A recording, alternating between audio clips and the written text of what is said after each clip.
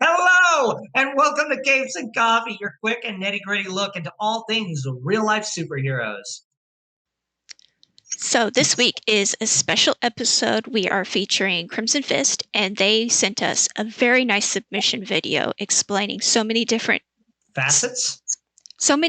things, so many different facets of outreach work. They've been doing this for many years, and I highly value their input on this.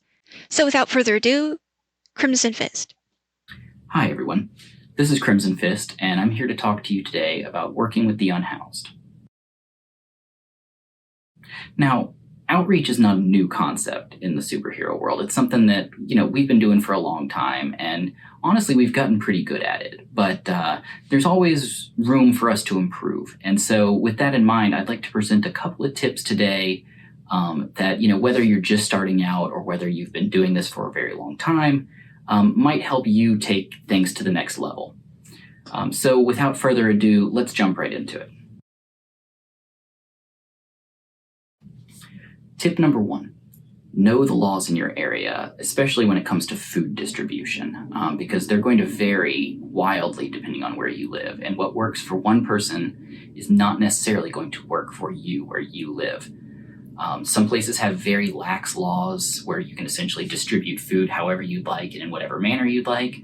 And other places are a lot stricter about it. Some places require you to have food handling licenses, and still others just straight up ban you from passing out food to people. So it's always important to know the laws in your area and to, work accordingly to do what you need to do without getting yourself in trouble. And equally important is to continuously check back up on those laws because they do change all the time. We have Supreme Court decisions that overturn feeding bans and vice versa on a yearly basis. So always look into the laws in your area. Tip number 2, make a budget and stick with it.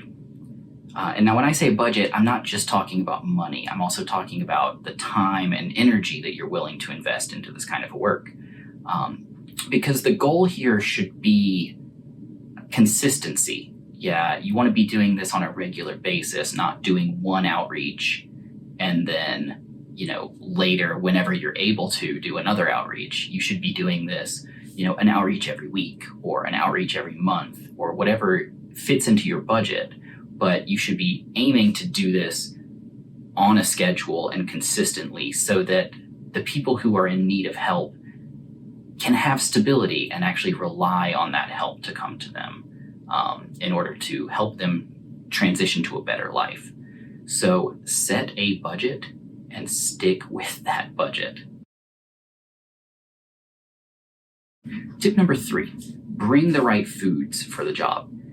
It's always important to remember when you're working with the unhoused that, they don't necessarily always have access to dental care or to health care. And so you're going to run into people who have sensitive teeth or who have digestive issues and things like that. And so when you're selecting the foods that you bring around for these folks, it's always important to think about those problems and cater to them especially. So you want to avoid foods that are like hard or crunchy or spicy, things like that. Anything that's going to potentially give somebody, an upset stomach or hurt their teeth to eat should always be avoided at all costs. Great things to look into if you're making homemade foods would be stuff like pasta or soup, or a popular item amongst the superhero world is always bean burritos. Anything that can get people nutrients but that can easily sit on a stomach is the way to go.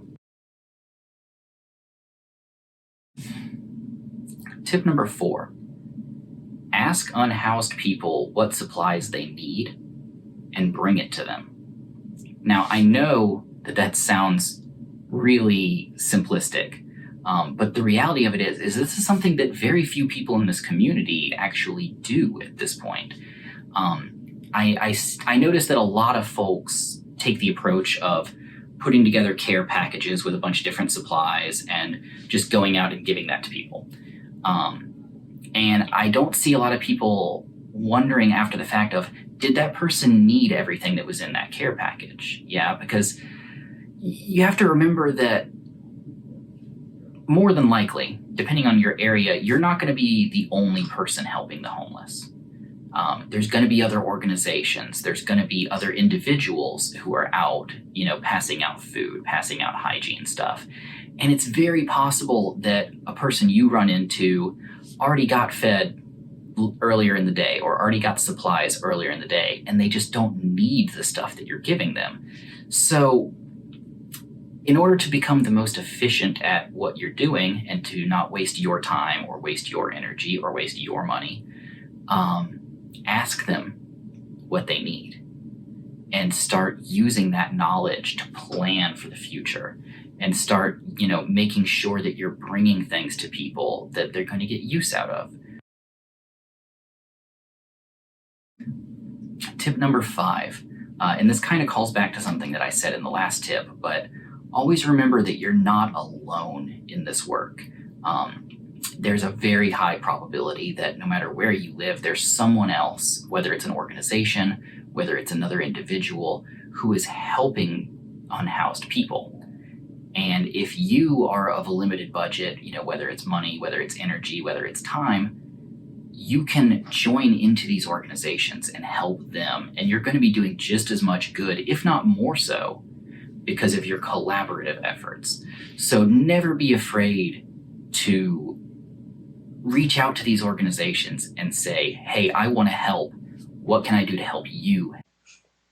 All right. Well, there you go, folks. An entire excellent 9-minute explanation of all the tips and tricks that Crimson Fist knows about how to go out and do proper outreach work. We really love it. We really love you, Crimson Fist. Thank you for submitting everything. And if there are any other RLSHs in the community who have had great experience with the various topics that we're going to be talking about on the show, we'd love to hear from you. We'd love to include you, to feature you on this show. This is a community that is for and by you. I don't know what that means, for and by you, but I said it. Right. This show is all about how to do this effectively, tips and tricks. And it's a it is a crowdsourced effort. It takes all of us. Everybody knows something somebody else doesn't. That's why it's so important for us to get these submissions and those tips and tricks from people who are experienced, who have been doing this for years.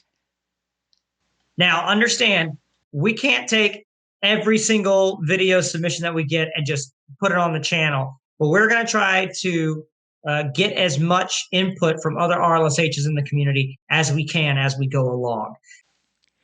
If you have an idea for a subject that you would love to see covered in a future episode, please contact us or message us in the comments below. We will find experts in that topic. We can't do every single topic, obviously, but we will do our best to find experts in that topic and have their information posted, much like what you saw just now.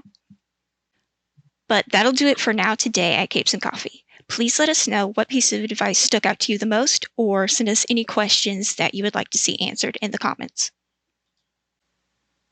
If you haven't already, please like this video, subscribe to the channel for all content related to RLSH talk, share with your friends, ring the bell to be notified whenever we upload any new content.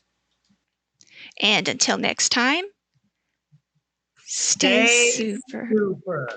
Woo!